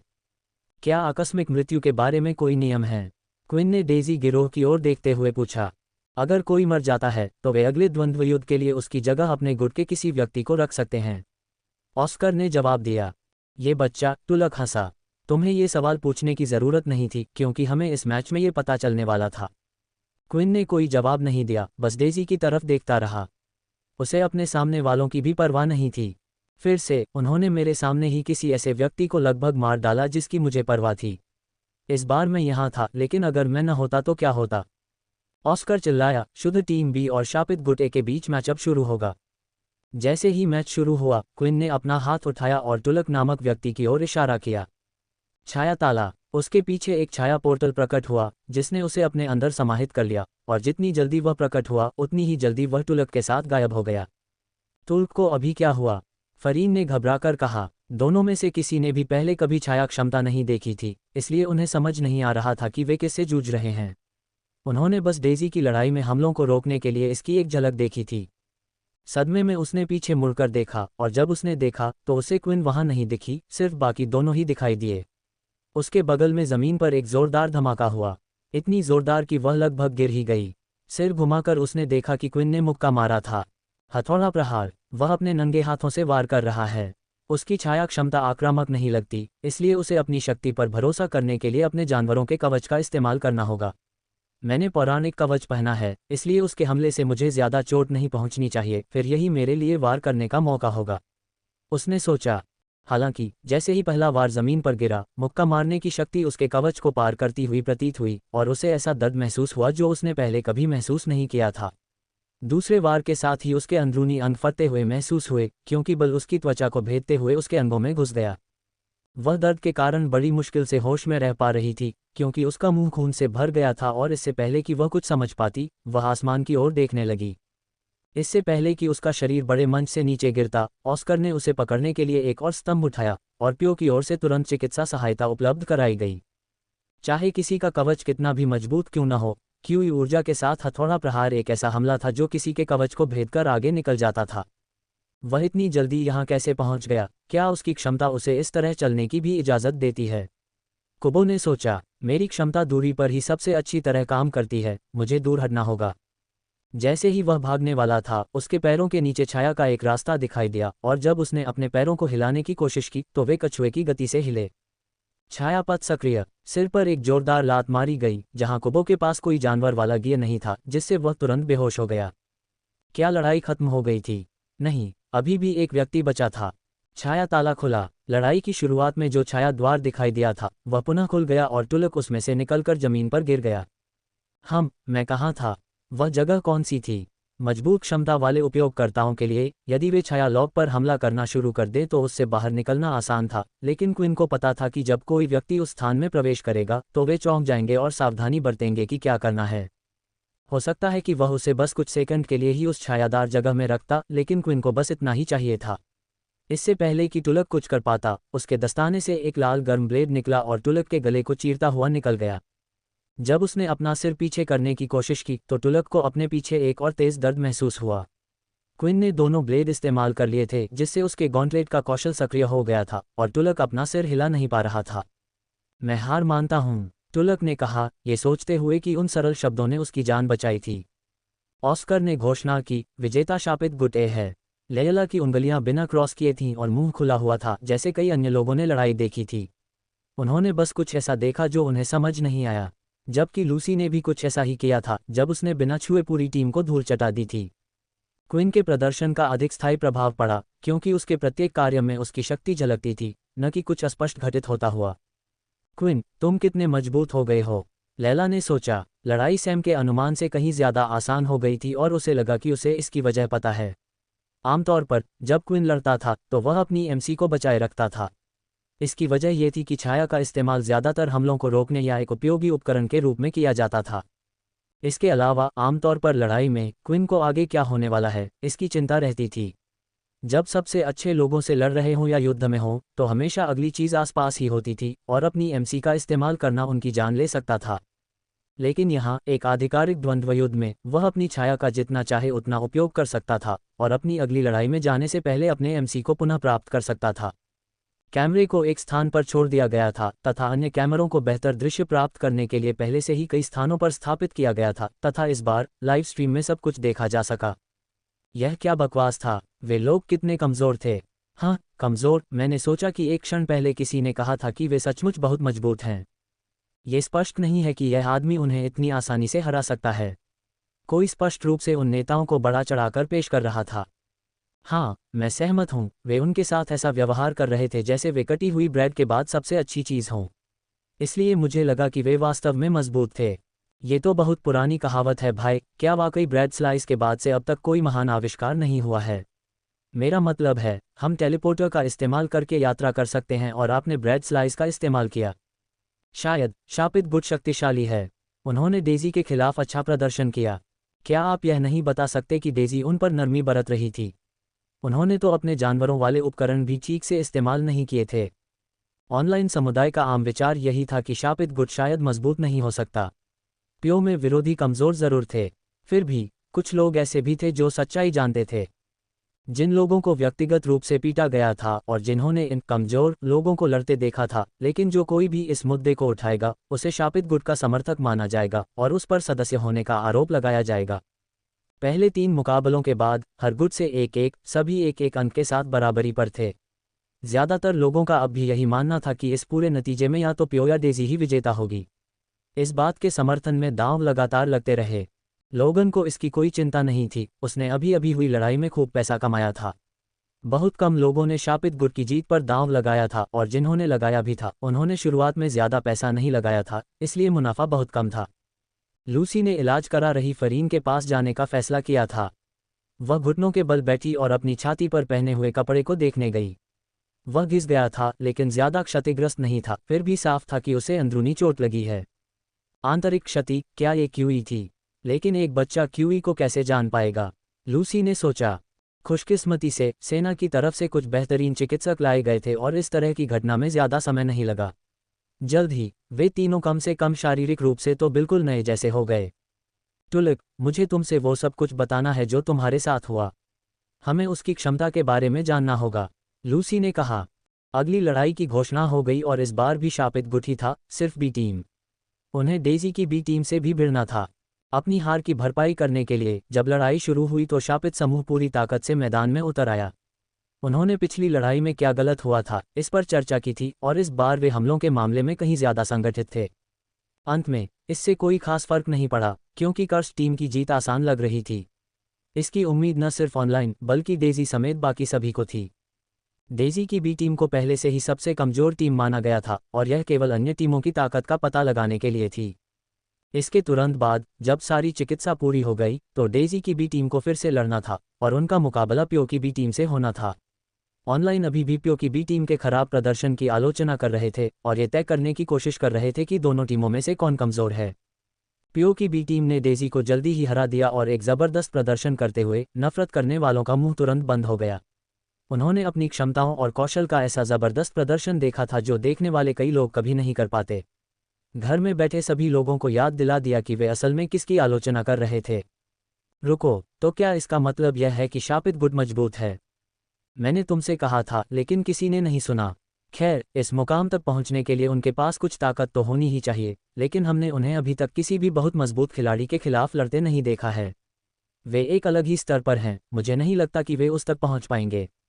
अगली लड़ाई में कर्स्ट ए ग्रुप फिर से खड़ा था और डेज़ी की बी टीम के खिलाफ जा रहा था।